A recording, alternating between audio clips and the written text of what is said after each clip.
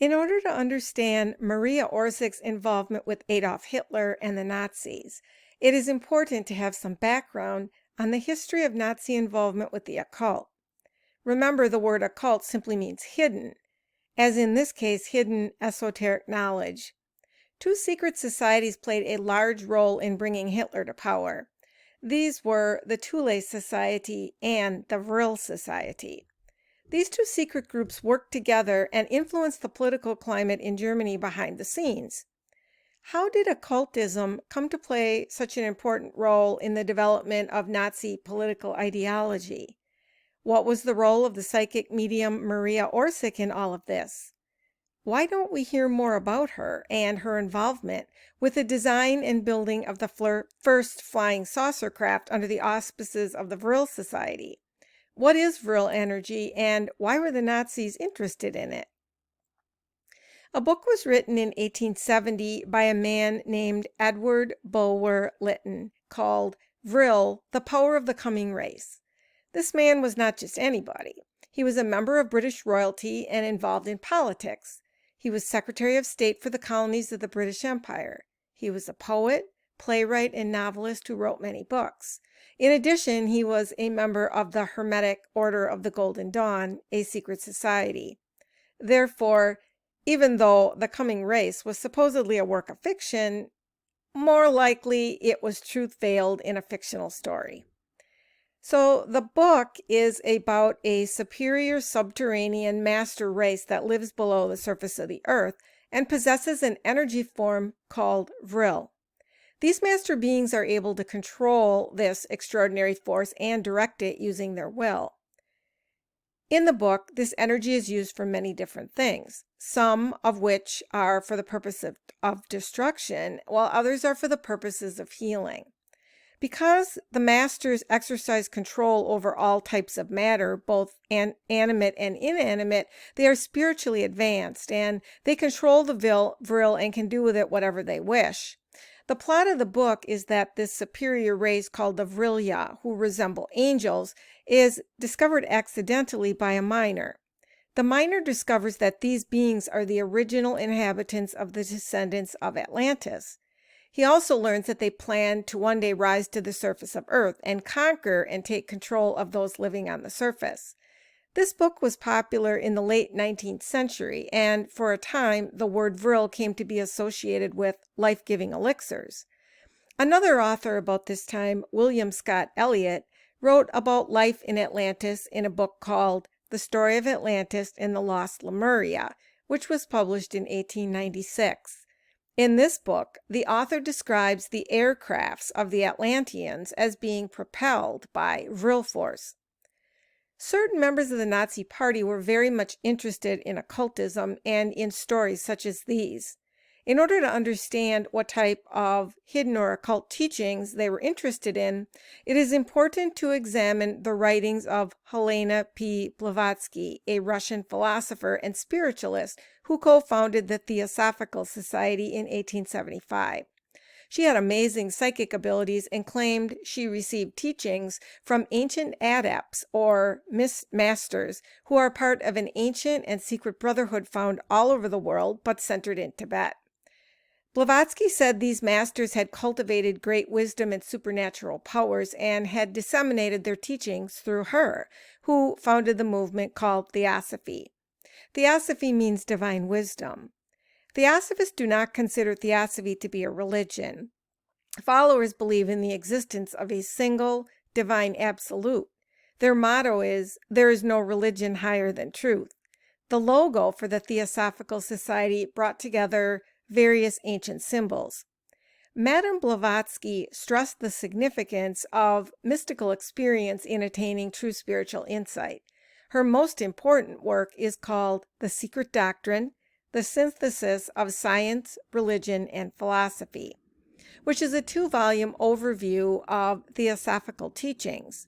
It was published in 1888. In these 2 volumes, Blavatsky gives the spiritual history of the development of the cosmos and of human life on Earth. She draws on her impressive knowledge of myth and ancient scriptures as verification of her theories. It is probably one of the most important pieces of occult literature ever written. According to Blavatsky, the spiritual structure of the universe is based on three principles. These are: there exists one absolute, infinite, eternal, unknowable reality. 2, the universe emanates from that reality. And 3, everything in the universe is in unity with that absolute reality. Through the process of karma and reincarnation, humans can, by becoming self-aware, move up this chain of being until they reach a state of pure spirit, along with everything else. Blavatsky says that the secret doctrine appeared in Tibet over 10,000 years ago. She names two great adversaries of human evolution, Lucifer and Ahriman. She says these are the two forces of evil. Lucifer leads people to set themselves up as gods and is therefore associated with the lust for power, which can lead to egotism, false pride, and the misuse of magical powers. Ahriman, on the other hand, tries to establish a purely material realm on the earth and uses the perverse sexual craving of people in black magic rites.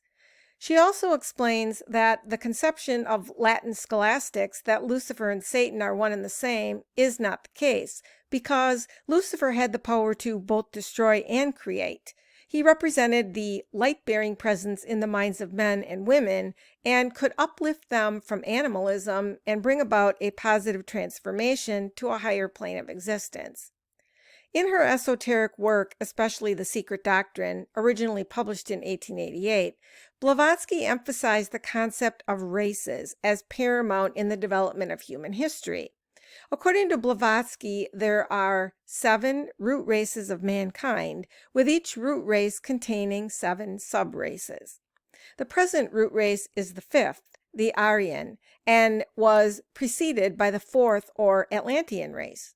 The Aryans evolved from the 5th subrace of the Atlanteans.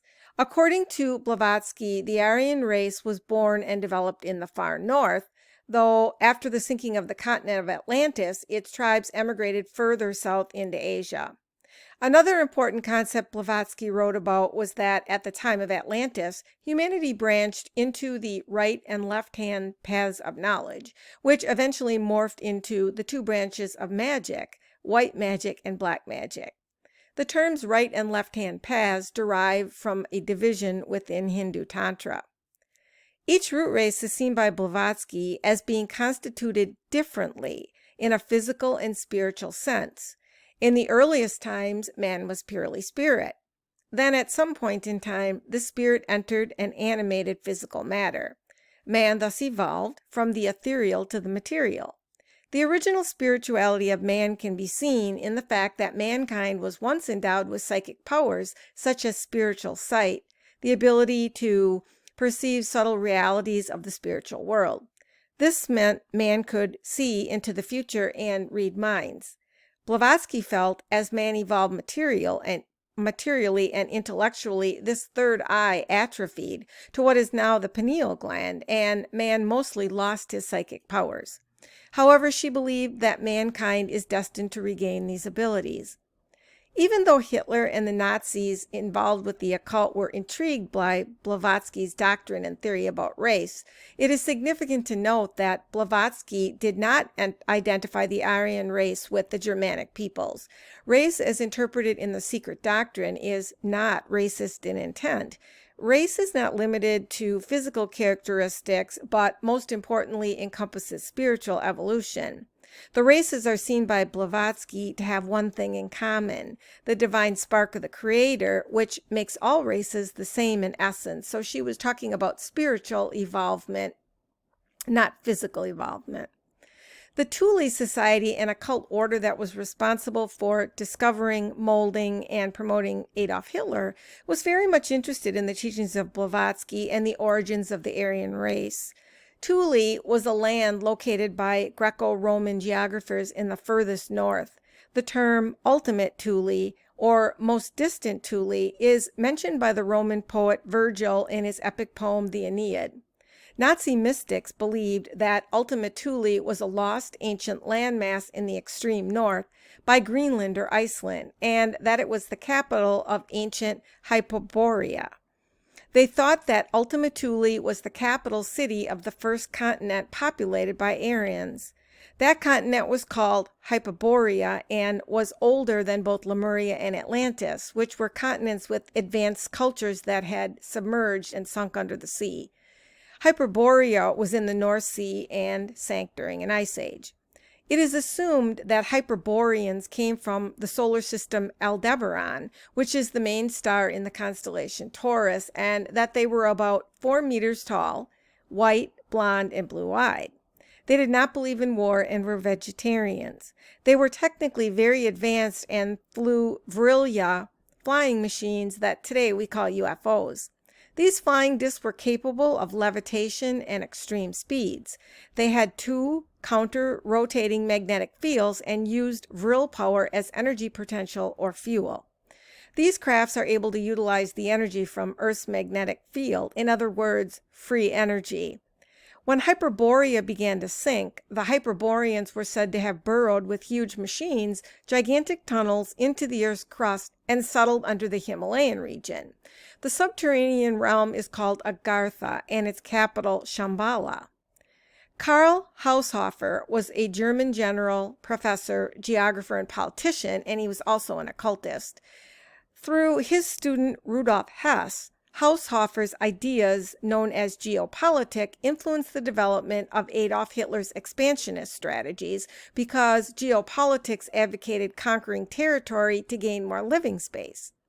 Karl Haushofer claimed that Thule was actually called Atlantis, and that the surviving Thule Atlanteans were separated into 2 groups, a good one and an evil one. The Agarthans, who settled in the Himalayan region, were the good group, and the evil ones were the Shambhala because they wanted to subjugate humanity. Haushofer thought that a fight between the people of these 2 groups had been going on for thousands of years, and that the Thule in the Third Reich were representatives of Agartha. Haushofer was convinced that the land below the Himalayas was the birthplace of the Aryan race. He said he confirmed this during his travels to Tibet and India. He thought that contact with the descendants of these supernatural beings, the forefathers of the Aryan race, would yield the secrets of how to utilize the force of Vril. The symbol of Thule was the swastika. The swastika was an ancient Indian symbol meaning well-being or good luck. It is also a traditional symbol of the Old Norse god of thunder and might. That would be Thor to the Scandinavians. The Nazi version of the swastika was turned counterclockwise. An earlier writer named Ignatius L. Donnelly had surmised that this landmass had once existed in the Atlantic and was the home of the Aryan race. He identified it as Plato's Atlantis, which was also a theory further developed by Helena Blavatsky. The Thule Society maintained close contacts with theosophists who were followers of Blavatsky. British researcher Trevor Ravenscroft wrote a book published in 1973 called The Spear of Destiny, in which he details the Nazi search for the origins of the Aryan race. According to the book, 2 groups of Aryans migrated south from Hyperborea Thule. One of these groups went to Atlantis, where they intermarried with Lemurians, who had also migrated there. The descendants of these impure Aryans turned to black magic and conquest. The other group of Aryans went south, passing through North America and northern Eurasia, and eventually reached the Gobi Desert. There, they founded Agartha, which eventually sank beneath the earth after a world cataclysm. According to Ravenscroft, after this happened, the Aryans split into 2 groups. One went south and founded a secret center of learning beneath the Himalayas, also called Agartha, where they preserved the teachings of virtue and Vril. The other group tried to return to Hyperborea Thule, but instead founded Shambhala, a city of violence, evil, and materialism. Therefore, Agartha was representative of the right-hand path and positive Vril, while Shambhala was the keeper of the degenerate left-hand path and negative energy. The Nazis were interested in finding both Shambhala and Agartha. Thule Society members sent exploratory teams to Tibet every year from 1926 to 1942 in order to achieve this goal. They were trying to establish contact with underground cave communities. Hitler especially sought to discover the entrances to the subterranean world. Agartha, and to get in contact with the descendants of the Aryan god people from Hyperborea. He and the other members of Thule wanted to convince the Luciferic and Ahrimanic masters there to help the Nazis create an Aryan super race. The adepts of Shambhala refused to help further the Nazi cause, according to Ravenscroft, because their main focus was on furthering materialism. In addition, they had already aligned themselves with lodges in the United States and Great Britain. Ravenscroft says that the masters of Agartha, however, agreed to help the Nazis. From 1929, then, groups of Tibetans went to Germany and became known as the Society of Green Men. They were joined by members of the Green Dragon Society of Japan and set up occult schools in Berlin and other places as well, such as Munich. Himmler was attracted to these groups of Tibetan, Agarthan adepts, and with their influence established the Ahnenerbe in 1935. Himmler incorporated the Ahnenerbe into the SS in 1937.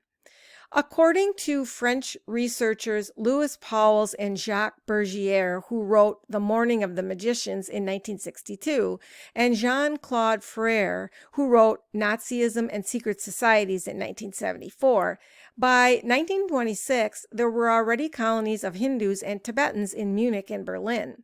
These were in astral connection with the Green Dragon Society in Japan.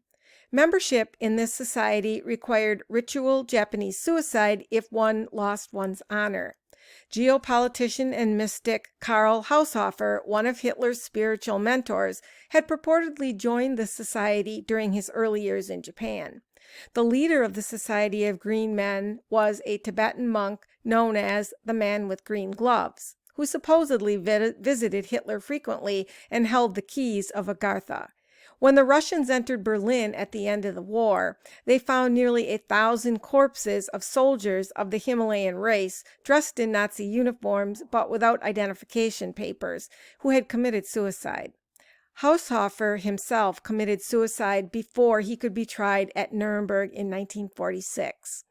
In part 2 of this, I will introduce Maria Orsic and the Vril Society, because Maria was a leader of the Vril Society who worked hand in hand with the Thule Society in developing technology to build Germany's first UFOs.